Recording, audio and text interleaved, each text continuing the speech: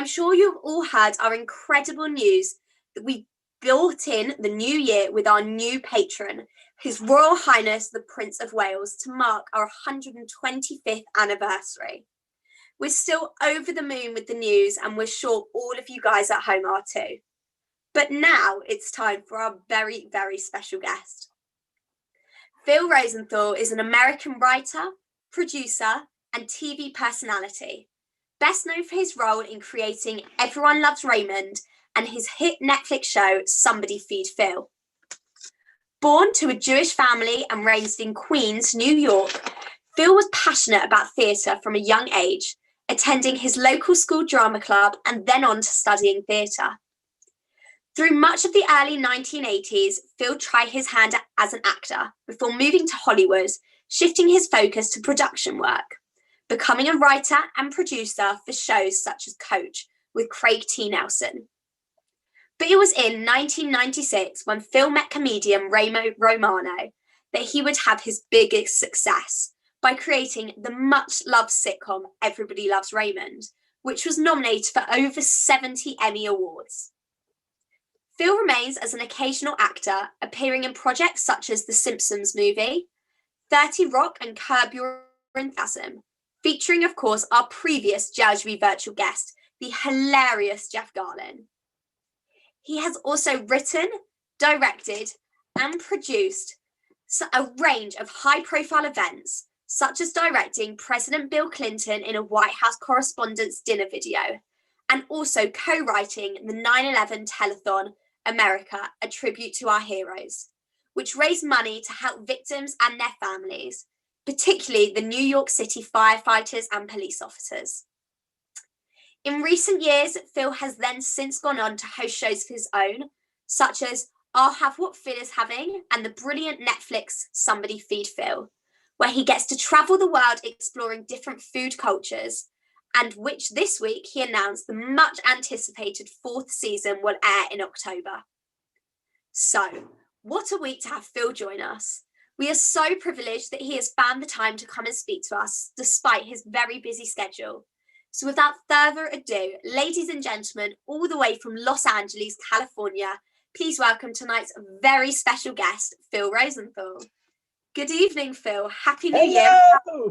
Nice to see everybody. How are you? Good, Sydney. How are you? I'm very good, thank you. How's lockdown been for you and your family? Oh, I think I'm very lucky because I have a house and I have a family and I did something very smart. The day we went into lockdown, just by chance, we adopted a dog. Oh. And I recommend this to everybody because you're never going to have this time again to bond with and train your dog. So we got a 10-week-old puppy named Murray. And if you go on my Instagram, you can see the Daily Murray. He's a big star, my dog now. And it's been one of the great joys of our life. It's such, he saved us, I think, from a very terrible time in the world. And we have the love of this beautiful animal. Oh, well, maybe we can see him later. I'm gonna text my wife in the other room and see if I can get him in here for a sneak appearance, a guest appearance. Brilliant. So we're really pleased to have you on our JLGB virtual program tonight as we celebrate 125 years of JLGB. We've been boosting positivity and keeping children and their families active, healthy, and entertained for 26 solid weeks now since lockdown began, and seen by over 1.8 million people, thanks to the help of a special guest like you helping us each evening. So apart from our CEO, Neil, pestering you a lot, why is it important for you to join us this evening? Well, I just love everything that you guys are about, and I wanted to be here. Well, we're happy that you are here. Thank you. Sorry, I just texted to see if Murray is available. We'll see. He's very busy, Murray. He's got a lot to do. Busy dog, busy schedule. Yes.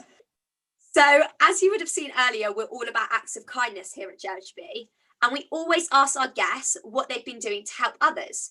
So, is there a particular act of kindness that you've been doing to help others during this pandemic? Yes. Uh, I joined with, I don't know if you've heard of the World Central Kitchen. Not sure. Do you mind? Jose Andres, the famous chef, started the World Central Kitchen. And he goes to disasters around the world, whether it's an earthquake or a fire or a hurricane, and he'll set up in this community or in a country or in a state like Puerto Rico, set up camp there even before the emergency services get there.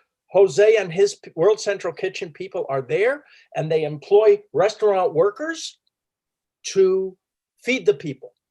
And so my wife and I have decided to match every donation to World Central Kitchen during this time. And we are doing that. So that's my little act of kindness that I'm working on. I try to do lots of acts of kindness. I feel like if you're lucky enough to have had your life turn out well, you got to give back something. I mean, that's the for me, the great joy in having what I have is to share it. Got to give back to the community. Yes. So let's go back to the very beginning, if you don't mind me asking. Can you tell us about your childhood growing up Jewish in New York? Did you have kind of like JLGB, like youth opportunities that helped shape you? And were you always drawn to entertainment and theatre, or were there other careers on the cards? Well, here's the thing. I was, and tell me if any of you identify with this, I was not given a choice about Hebrew school. I grew up in a religious conservative environment. My parents grew up very Orthodox, and my mother, in fact, was a Holocaust survivor.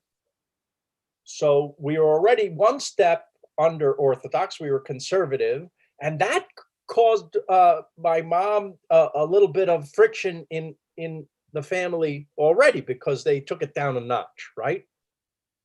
So I was raised conservative, and I have to be honest, I did not like going to Hebrew school. I thought regular school was a punishment, and Hebrew school was a punishment on top of the punishment.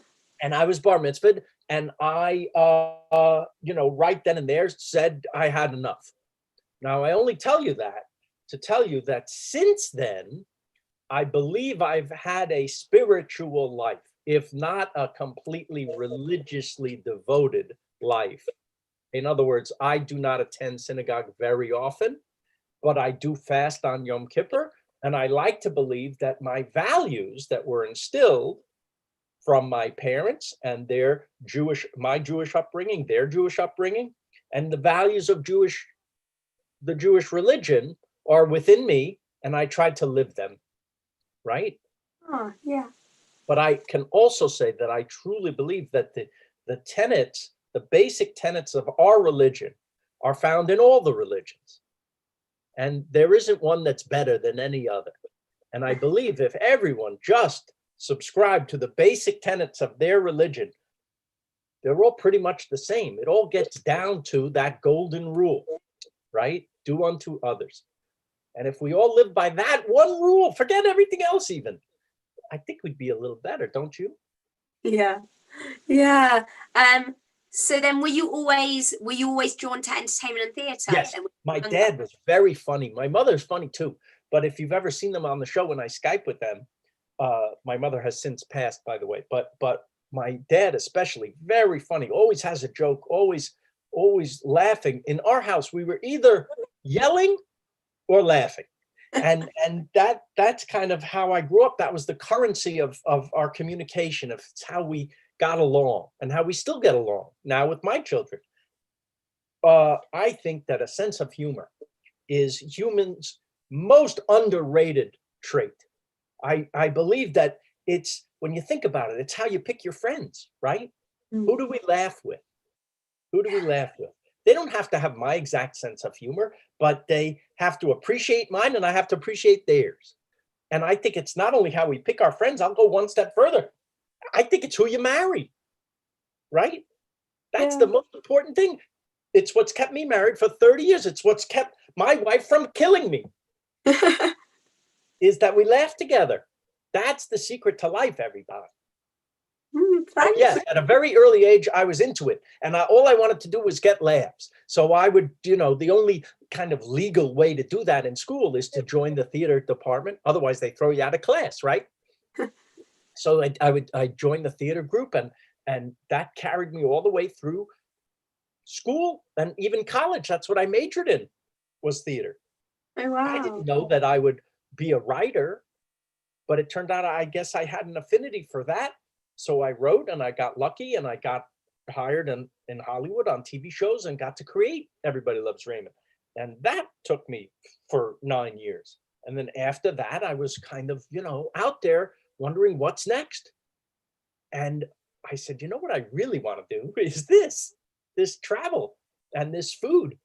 I think it's a great way to bring people together, but we can get into that later. I'm sure there's other things. Definitely. Yeah, I never realized kind of how important humor is, but you are right. Like everything spurs from humor. Absolutely. It makes life worth living, doesn't it? Yeah, completely.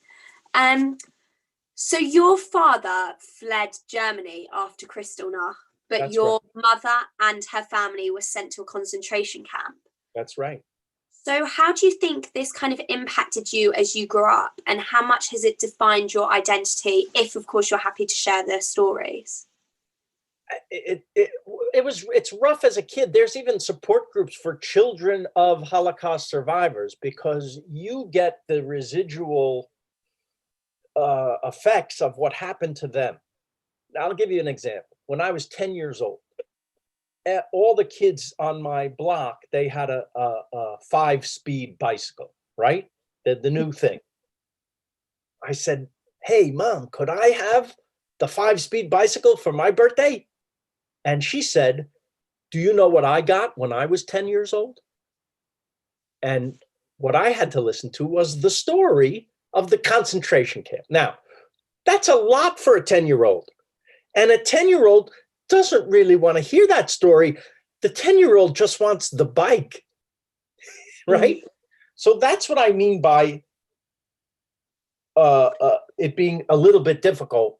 Now, certainly I didn't go through what they went through, and certainly the story should be told, but we don't always know how to express it, how to say it right, how to teach it so that it can be heard in the right way. Since then, of course, there have been so many brilliant things like Schindler's List, when that, if that, but I wouldn't show Schindler's List to a 10-year-old. I think you got to wait until someone's mature enough to hear the story. By the way, terrible story. You don't want to know that people are like this. You want to show your children that the world is beautiful. I'm speaking as a father now. I don't want to show my children that there is such evil in the world, but for their own protection, you have to. Yeah. This is what life is. The good and the bad exist out there, and you have to be ready for both. I'm glad that my parents have given me such an education. I was very lucky to have these parents. And I'd like to think that I've carried their values forward. Thank you. Thank you for sharing that. Of course. So this one might seem like an odd question, but I'm sure many people are kind of thinking it. But what exactly is a TV producer? So we always see in the term, like in the credits of every show and movie ever made, but what does it kind of really involve? I'm sure it's meant like very multi-faced. So many producers, right? You see the credits. How can there be so many producers? So in when they're paying you, meaning the network, right, or the studio, producer is a title. On a sitcom, for instance, when you see all these producers, executive producers, supervising producers, regular producers, co-producers, it all means writer.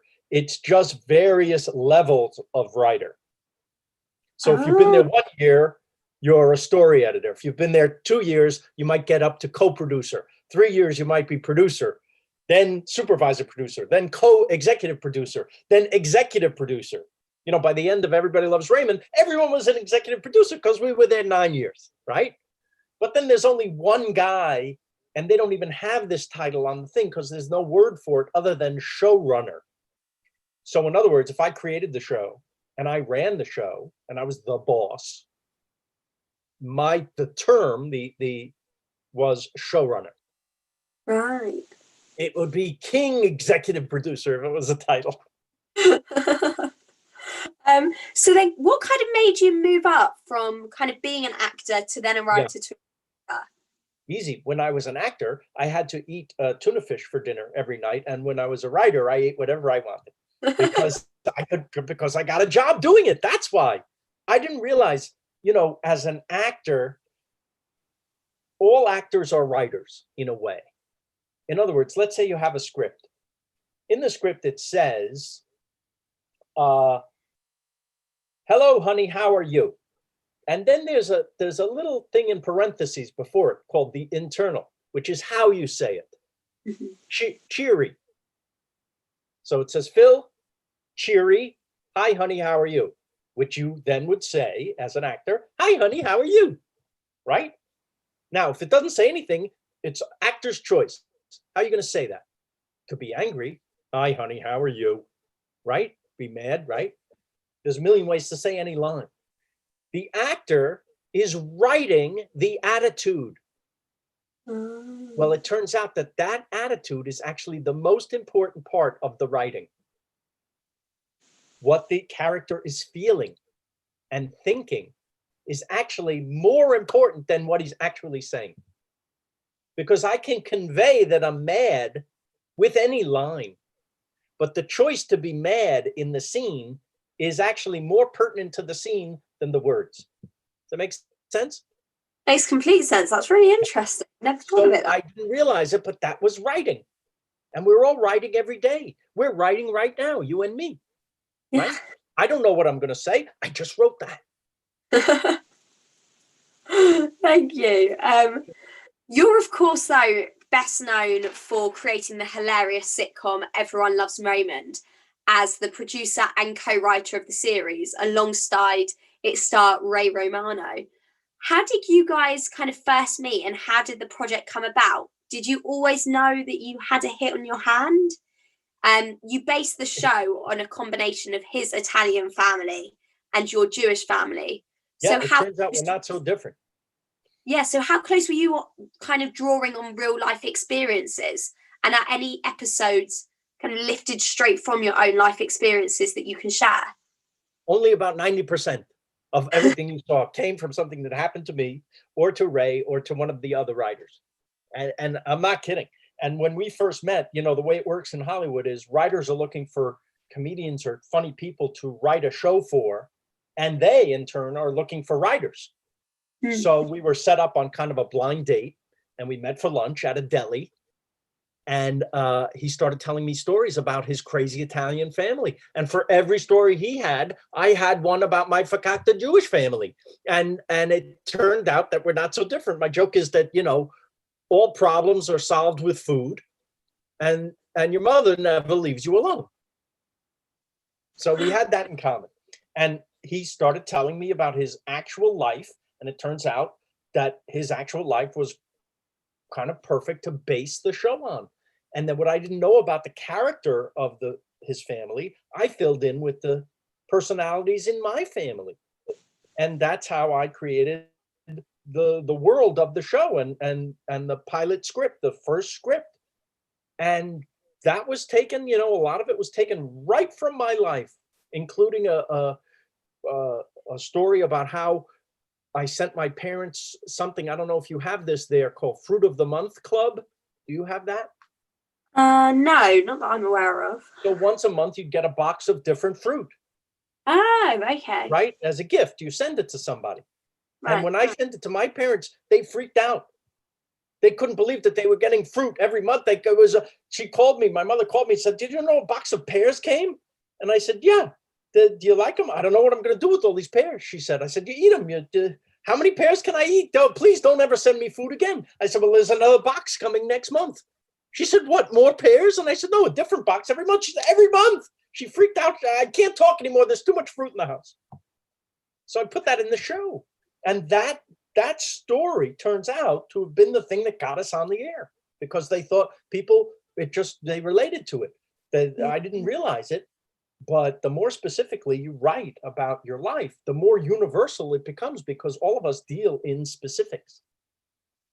Ah, And I okay. kept that going. And if you worked for me, I would say to you, go home, get in a fight with your spouse, and come back in and tell me about it. And that was the show. Thank you. Sure. I'm going to stop speaking for a minute, and we're going to go to some audience questions. I love it. Let me see the audience. So our first one is from Josh. Hi, so I think, hello, how are you? Good. How are you doing? Good. I think it's kind of leads quite nicely onto my question, talking about food and everything.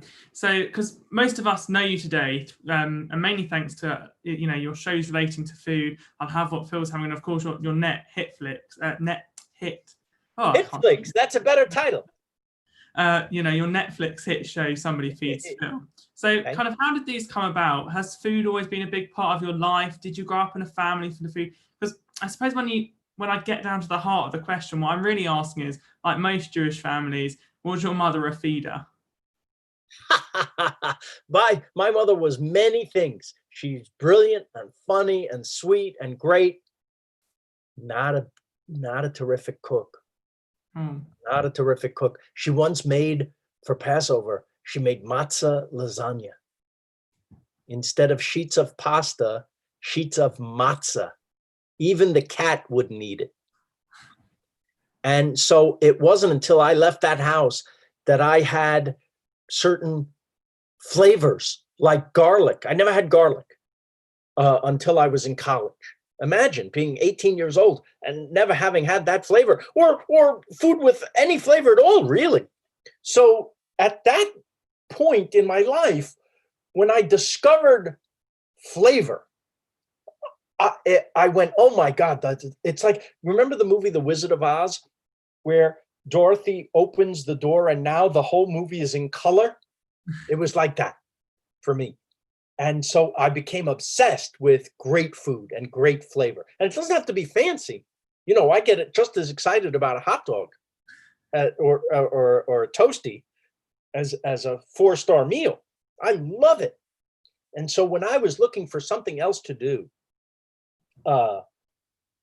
after Raymond, I tried many other sitcoms. They just didn't, the studios didn't want them, the networks didn't want them. And I was like, well, if I'm going to bang my head against the wall, I may as well bang my head against the wall I really like. And what's that?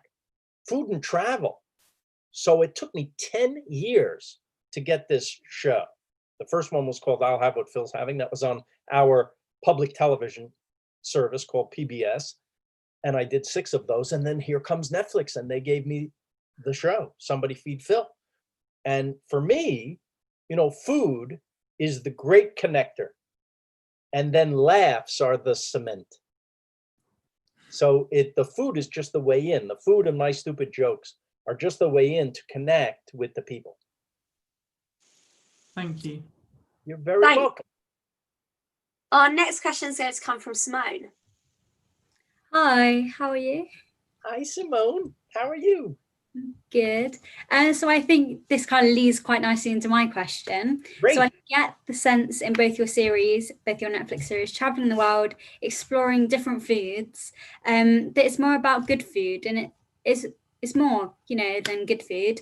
And it's about the importance of understanding and accepting different cultures. So even before the pandemic, we seem to be living in an ever more divided world right now, especially in America where you are. So how conscious are you of the need for togetherness, and can food and conversation over a meal bring peace to a fractured world?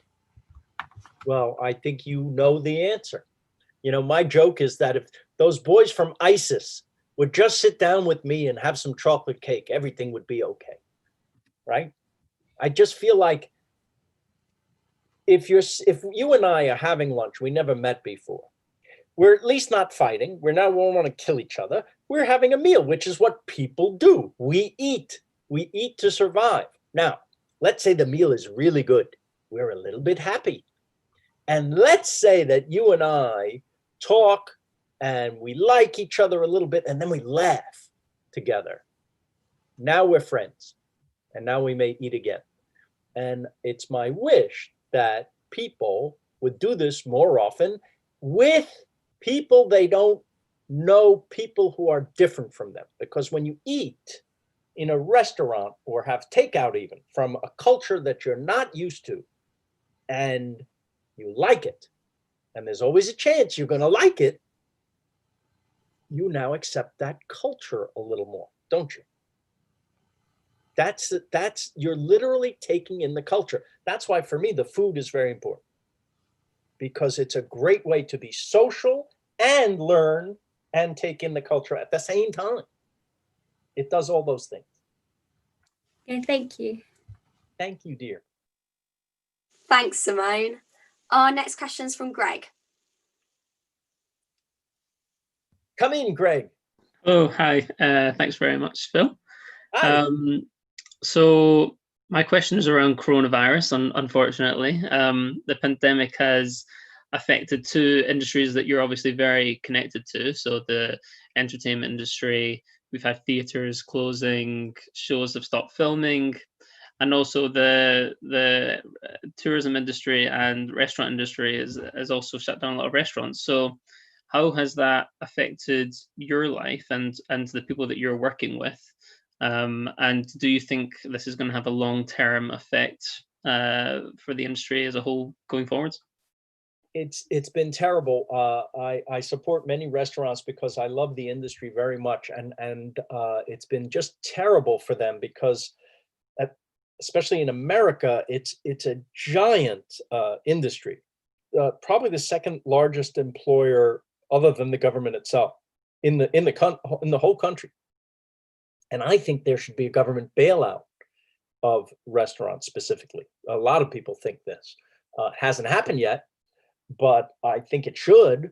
I think because restaurants are vital. You know, if we're not careful, the only restaurants that are going to be left are the fancy schmancy expense account restaurants, right? That cost many hundreds of dollars to eat in, and McDonald's. That's going to be it. And there's not going to be any of the places that you and I love, right? Even the coffee shops and the little mom and pop places, the little Italian place that you love to eat at, or the Israeli place. We need to see, these are called independent restaurants that aren't part of a chain. We need to save them because that's where we live our lives. You know, like I just said to Simone, if you and I met, it would be in a cafe or a restaurant or a coffee shop, wouldn't it? If we were going to meet for the first time, that's where a lot of meetings happen. I'm fine with the Zoom, but I'll be very happy to never have a Zoom meeting again when this is over. Now, all that said, and it's been terrible, and it's going to continue to be terrible, but it is going to end. That I'm sure of. Why am I sure? Because it's ended every other time in human history. It's just going to take longer than we want it to, right? And how long is that? I'm guessing, and I am no expert, a year from now of this kind of life. That doesn't mean we can't go out without the mask. It doesn't mean we can't, but until a vaccine that we trust is ready, which is will be the clear sign that we're over it, because people will take the vaccine, and just like the flu, it will have been, you know, the worst will be over. I think we'll still have to be a little careful for a while beyond that with the masks. I think it might be the end of handshakes, you know, in our lifetime. I don't know. I would hate to think you can't hug anybody ever again. I don't think that's going to happen, but I want everyone to plan for their future, and beyond that, even plan a vacation. I would say everyone can plan a vacation for a year from now. We're all going to need it. We're all going to want to travel. And I think I think the world's going to come back. And my joke is that we're all going to be so appreciative when it does. We're going to love it so much. And we're going to be so grateful for about 2 weeks. And then we'll be back to complaining. Does that answer your question? Yeah, it does. Thanks very much. You're welcome.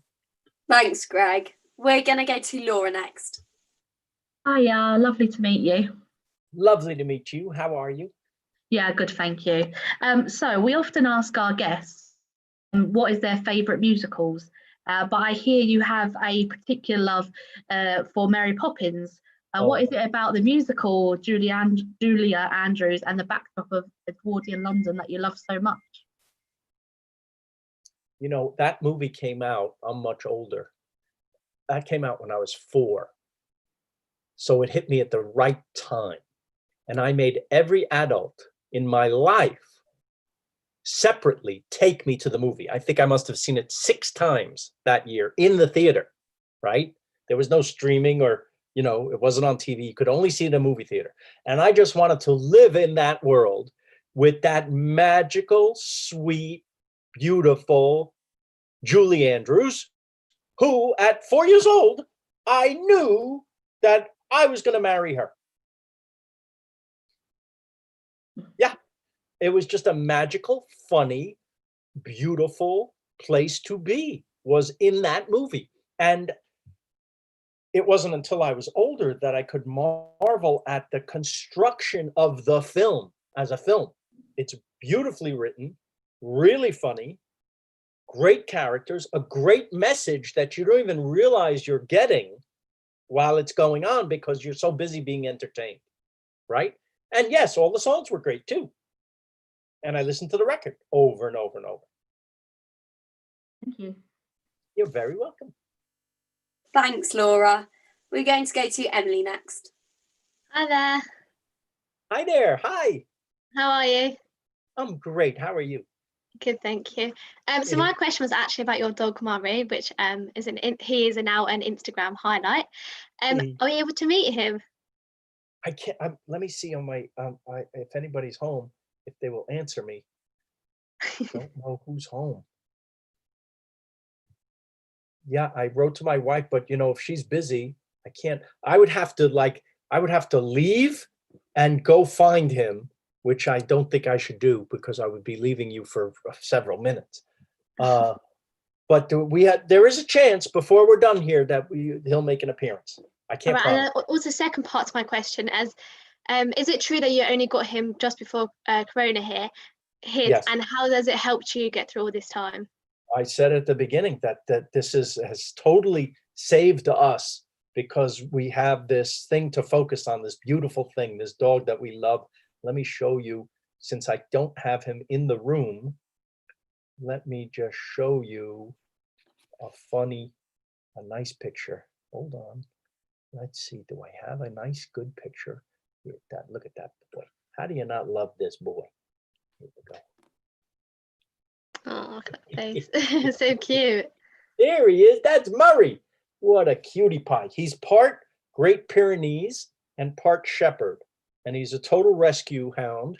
And like I said, he rescued us. Oh, thank you. Thank you, dear. Thanks, Emily. Our final audience question is going to come from Alfie. Hi, Phil. How are you? Hello, Alfie. So you're a big TV and movie buff and historian. Is it true you've held a pizza and film night every Sunday to show classic movies since you were 15 years old? That's absolutely right. Yeah. Every Sunday that I'm here in town, I do it. And it started when I was 15 because we had something called HBO that came out when I was 15. And I think it was Saturday night then, I would have my junior high friends come over because we could see an uncut, uncensored, uninterrupted film, an R-rated film. You have R ratings in England? Yeah. You know what that is? Adult films, right? Where we could maybe see something naughty. And this, for us, this was unbelievable. We couldn't believe it. And then we would order pizza. And then through the years, you know, the TV got a little bigger. And then here comes VCRs, and you could now take whatever movie you want and watch it. And I just kept this up. Even when I moved out of my parents' house and in college, I had it. People would come over and we would watch movies. To now, that I have a little money. I have a big kitchen with the wood burning oven in the kitchen, and we make the pizzas from a great pizzeria. They come and they make beautiful pizzas, and then I have a screening. I turned my living room into a screening room. Wow. And we have digital projection, 4K laser projection, and we are able to get first run movies by permission from each studio because I'm in the business. This is a courtesy. And I'm telling you, it's been one of the highlights of my life to be able to do this. We even have the filmmakers come. Yeah. So you have the actual stars now joining you in your own house. Absolutely. It's so much fun. It's so much fun. And, you know, I would never do it if it was just for me. Yeah. But to be able to share it with friends and family, and it's educational, it's fun, it's delicious, it's social, it's everything. And of course, during the pandemic, I can't do it. Right? But what my daughter did, my daughter is about your age, she started something, she picked it up from me. So she'll send out a memo to her friends, watch this movie this week, and then let's all Zoom just like this, and we'll have a discussion. And she will ask me, do I know the filmmaker of this movie? Sometimes I do. And we call, and then they join us on the Zoom. And we have the same exact thing where people get to ask questions just like this, and the filmmaker or the star of the movie talks to us. Wow. So who has been your favorite guest? My favorite guest? Yeah. I've had many, many favorite guests. You know who Peter O'Toole is? It's a little before your time. No, I don't know. He played Lawrence of Arabia. Let me think of someone younger that you would know. You saw the Social Network, Aaron Sorkin. You know who Aaron Sorkin is? So he came with that movie the before it opened even. He came and did that. He was unbelievable. Learned a lot from him. We've had Mark Wahlberg came with a movie, The Fighter. That was excellent. And Amy Adams. On our Zoom, we just did Catherine O'Hara. Right. She was great. We've had a lot of wonderful. Patton Oswalt, who did the voice of Remy in Ratatouille. Wow. He's a good friend. Okay. Yeah. A lot of people, a lot of Hollywood people, but it's wonderful. And to share it with others is the main thing. Of course. Thank you very much. And before I go, my mum's insisted that she tells you that she loves somebody feeds Phil. She told me to say that. Thank you. Well, the new season comes out on 30 October. Very nice. Thank you very much. Okay, my friend. Thank you, Alfie.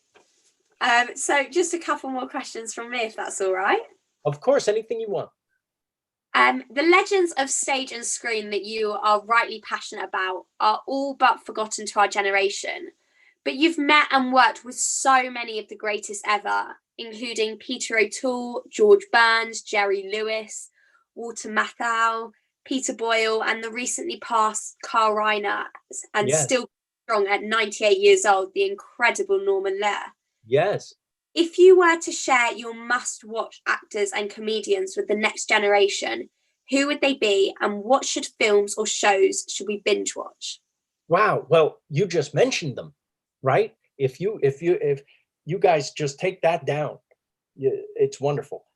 Walter Matthau is one of my favorites. He's so funny, and you can see him in many movies. Let's see, The Odd Couple, The Sunshine Boys, Grumpy Old Men, The Bad News Bears. These are great movies. Let's see, what else? Peter O'Toole, you can see him, of course, in Lawrence of Arabia, one of the most famous movies ever made, and a movie called The Stuntman, and a very funny movie called My Favorite Year, which I love. Oh my goodness, this is a big question. I mean, there's so many. We could be here for an hour, but that'll be a separate day where we have film class. Definitely, these will all go on the watch list to watch while still stuck at home. Great. What's next for you then? Mazel tov, of course, on announcing this week's season 4 of Somebody Feeds Phil. Yes. But what does the future hold in store for you? I hear you're starring in The Simpsons in a few days' time. I'm not starring. I have a couple of lines. but they drew me. Hold on, let me see. I think I have the picture here somewhere. It's hilarious. Have you ever been made a cartoon? A Simpsons cartoon? I take it as a high honor to be Simpsonized, right? So this is, can you see this? That's me. Oh, wow. At Moe's Bar, having a pickled egg that's been on that counter for many, many years. I think it doesn't go well, but that's the season premiere of The Simpsons this Sunday, and they put me in. I taped it about 7 months ago, and then I forgot about it. So today, when they announced it, I was like, "Oh, I'm good." My own kids, they were like, "You're on The Simpsons! Wow!" Now I'm famous. Very cool. These are unprecedented times still, though, and the physical, mental health, and economic impacts may affect us all for still some time to come. But do you have hope for the future, and what positives do you think are going to come out of this strange time that we're living in? Well, as I answered a young man earlier, I do believe that this will end. You know, it's hard to see it now because we're in the middle of it, and we can't, you know, that expression, you can't see the forest for the trees. We will get through this because we've gotten through everything else. And we will be okay, and the world will be returned to us. Now, I'd like to hope that we're going to appreciate what we have. We're going to appreciate that the world is delicate and that our own health is delicate, and we have to be more careful. That means paying attention to climate change, right? And caring for our environment and caring for each other. There's enough things out there that could hurt us. We don't have to help, right? We want to help make things better, not worse. And we will. Will be an end. Yes. So finally, we always ask our guests to nominate and ask another celebrity or community leader to be a future guest on our programme and help entertain all the children and young people stuck at home. So if you've enjoyed tonight's experience, and we very much hope you have, who would you like to nominate tonight? Do you think you might be able to convince another comedian to join us? Perhaps the fellow Raymond cast member, Brad Garrett or Paston Oswald? It's very possible. I can ask. You know who I heard from today is a friend of mine named Fran Drescher. Do you know who Fran Drescher is? The nanny? Did you get that show in England? I'm not sure. Oh, okay. Maybe you didn't. But it's a very funny show, and she's wonderful. But yes, I'll ask anybody you like, because this is a very nice thing to do. So I'm happy to spread the word. Oh, thank you. Yeah. Thank you. So thank you, Phil, so much for joining us this evening and for inspiring us all. We have absolutely loved hearing about your amazing career and experience and about your thoughts regarding this crazy time. Good luck with all that comes next, and we're really excited to see your next few adventures, be it via international travel or just watching you have an Uber Eats home delivery. Stay safe, take care, have a great new year, and we hope to see you again very soon. Thanks, everybody. Thanks, Sydney. Thank you. And that's it. Thank you, everybody, for joining us tonight. Thanks to Alfie for bringing us fun with Connect 4, Josh and Benjamin for the amazing treasure hunt, Kate from RDG Events for the incredible Poi segment, Levi and Rabbi Mason for some incredible acts of kindness, and of course, the brilliant Phil Rosenthal for that brilliant and insightful interview. We'll be back next Thursday for even more JLGB virtual fun. We hope you've all enjoyed this week's virtual.